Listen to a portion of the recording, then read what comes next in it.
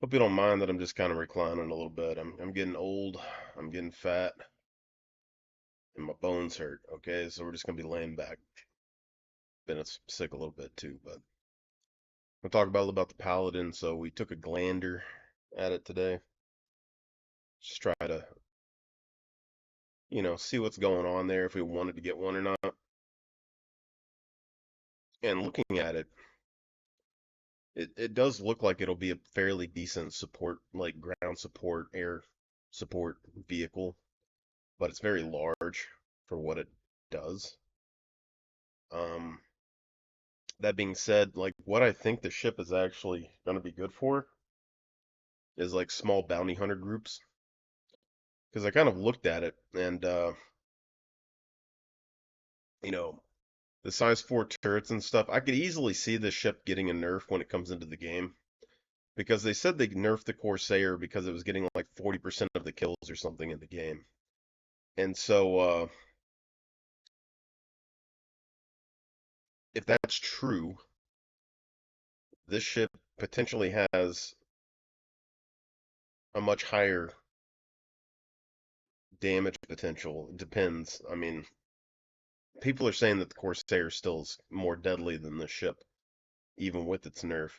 But I don't really think that's the case because, especially when atmospheric flight comes in, this has a rotating turret ball as well as side turrets that are bigger than the Corsair. So I don't think they're really considering the what happens after your ships get damaged part of combat. So Connie or Corsair versus a Paladin, I feel like what will happen is they'll trade shots. The Paladin will end up damaging the Corsair's engine, and then the Paladin will wrap around and finish it off. So kind of depends on what happens there. Definitely the Corsair, the Connie, and the Paladin all seem to be very similar. They have, the size 5 guns, they have side turrets, they have similar missile loadouts, but people are saying that basically the Connie and the Corsair have cargo capacity, which is why they're better. But this is where I'm seeing the Paladin potentially its role in the universe. If you're a small group of like 3, 4, maybe 5 or more people, I'd say anywhere between 4 to 10, depending on how life support ends up working. The Paladin could potentially be a very nice bounty hunting ship because you're going to have the firepower to deal with fighters. You have the firepower to deal with Connies and Corsairs. You have armor and stuff that makes you more durable, so you don't have to worry about repairs and stuff as much. And that's where I'm really getting into it is because, yes, you could fly a Connie or Corsair, but when you take damage on those ships, you're going to have to repair it. It's probably they're not probably going to be able to take as much punishment in the future. And then when you land on the ground, the Connie, you potentially only have like one size 3 turret upper, and then the Corsair, you have the two size 3s on the side, but they have odd firing angles, so they can't really both hit the same targets at the same time most of the time. Um, so you're probably looking at like 1 to 2 size 3s. When it comes to the Paladin, it does have the two on the side, but anvil ships tend to have better firing angles on their turrets, and these are very far out on the wings. So potentially, you're going to be able to have two size 4s and a quad size 5 up top for anti-air, which makes this ship very defensible when it's on the ground, which you would want when you're on the ground. It's the same thing I've said with like the Carrack, for instance.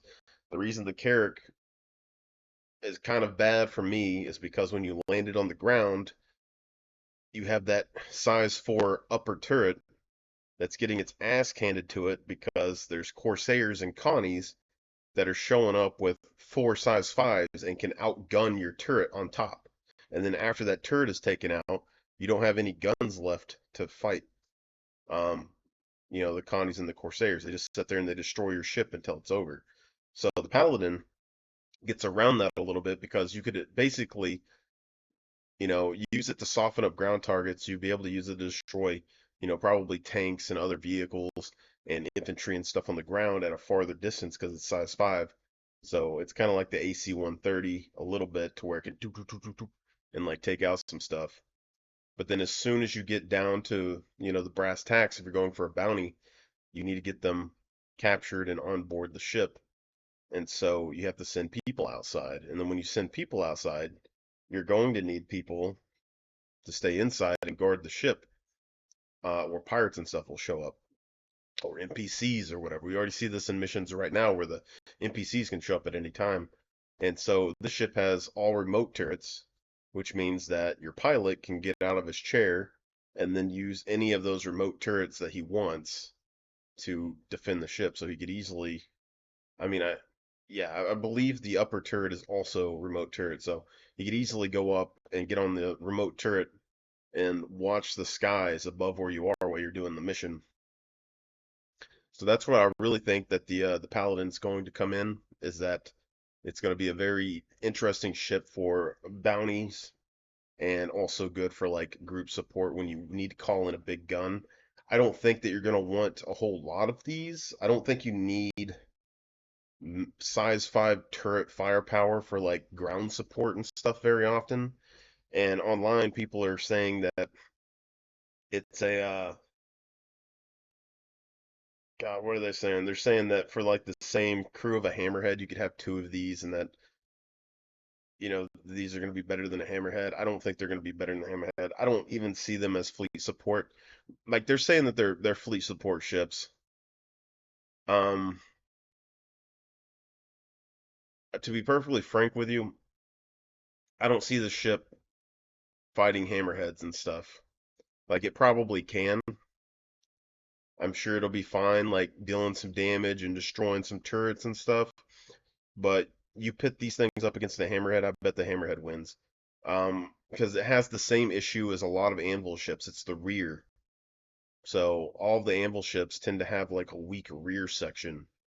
Um, you know, besides like the terrapin and stuff, like those are circular, but as soon as they go away from the circular, they put more armor in the front, less in the rear, so it's kind of like a panzer tank. And so like the Legionnaire has that problem. You could say the Valkyrie technically has that problem because it has little fins on the back. Uh, the Anvil fighters and stuff, it's their engine that's in the back. Basically, you get behind them, you shoot the engine, and the engine will go out and they'll crash. So a lot of that's probably going to be going on.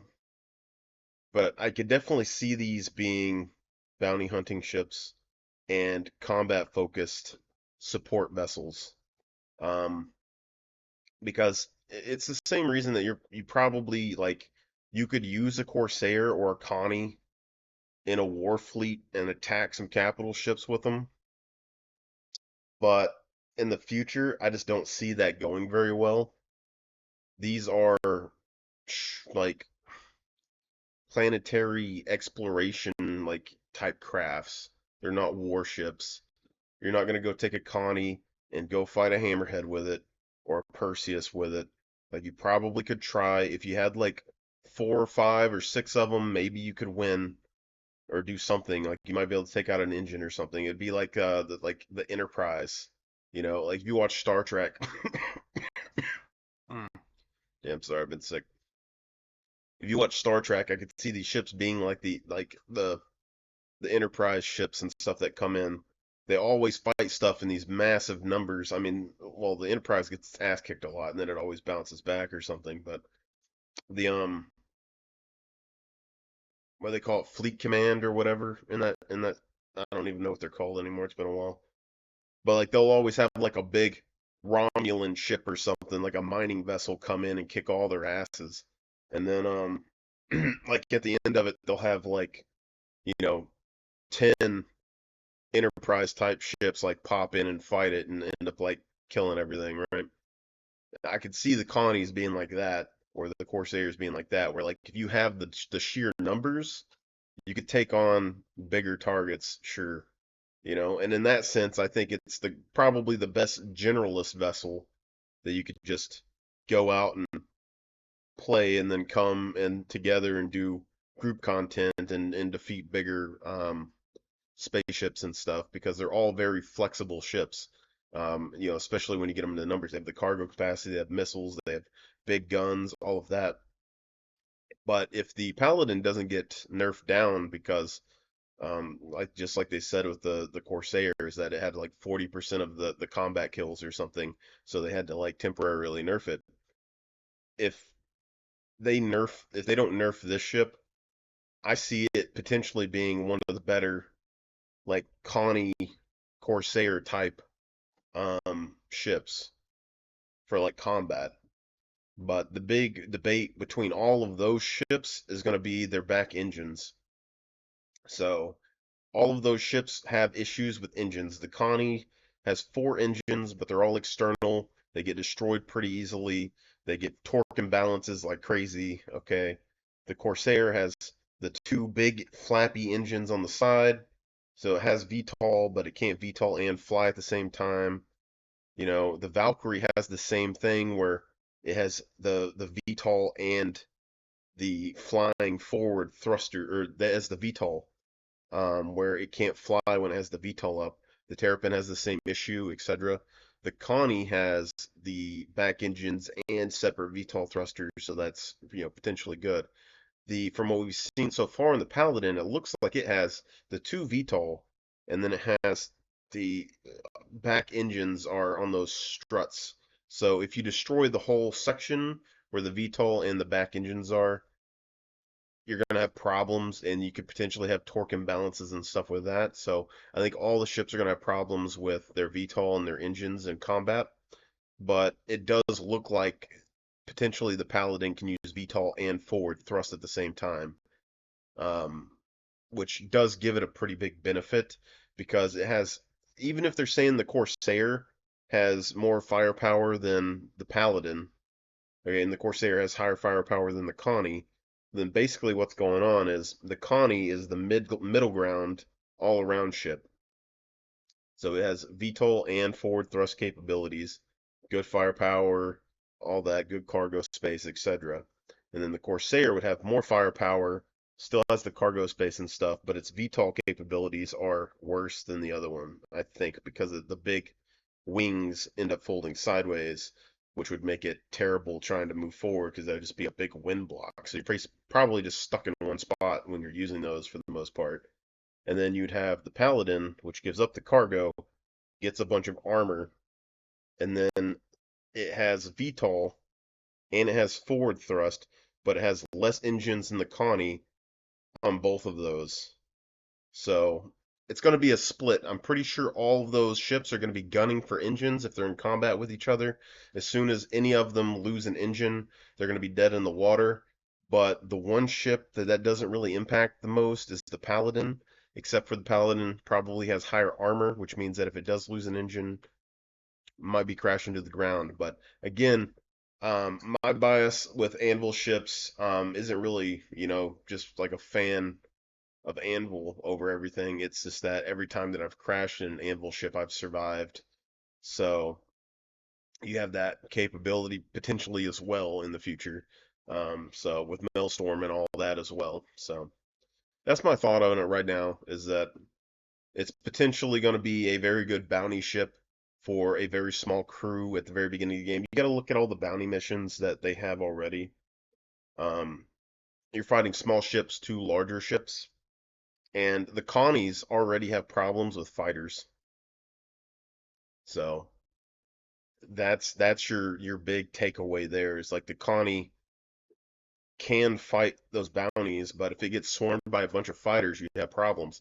The Paladin, and you could technically say the Corsair and the Connie have that problem with fighters. Um, the Paladin would potentially have the same problems, but it essentially has an anti-air turret attached to it, and then two size 4 turrets on the side. So you basically got half a fighter or a fighter worth of power on each turret side, and an anti-air turret on top. And then when you look at the missile loadout, the one difference, I don't know the Corsair's missile loadout necessarily off the top of my head, but I know the Connies, you can get 24 size 2 missiles, and if you have the Andromeda, you can have the 24 size 2s and the 24 size 1s. The paladin is looking at 6 size 4 missiles, which already gives you a crazy amount of potential damage. Um, with size 4s. Then you have 12 size 3 missiles, and then since there's 6 gun racks, it's basically a Firebird, where you can shoot 2 volleys of 6 missiles, like the Firebird does, which is already, pretty crazy. I mean, basically, it's the Firebird before the Firebird got nerfed, and it's not stealth. It just shows up, and you're like, oh shit, and it shoots missiles. But then you're looking at 24 size 2 missiles, which puts it on par with a normal Connie. But then when we go to the size 1 missiles, that's where it gets different because you're looking at 48 size 1 missiles, close range anti-air missiles that this thing can hamper down. And since it has such high armor, potentially even when it comes to ground conflicts, it could be using that many size 1 missiles against anti-air defenses.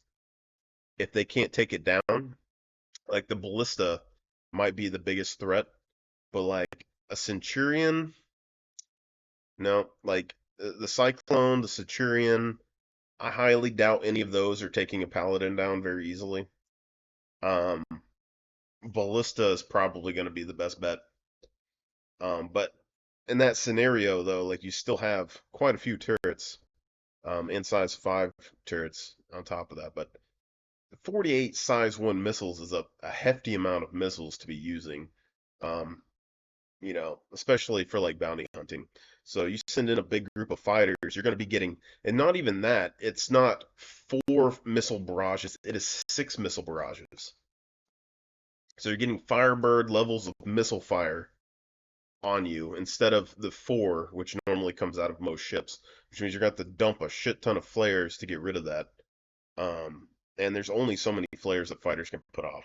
So while your fighters are coming in, the Paladin's going to be dropping countermeasures. It's going to be firing volleys of 6 missiles and shooting you with basically an anti-air turret and, equivalent of fighters.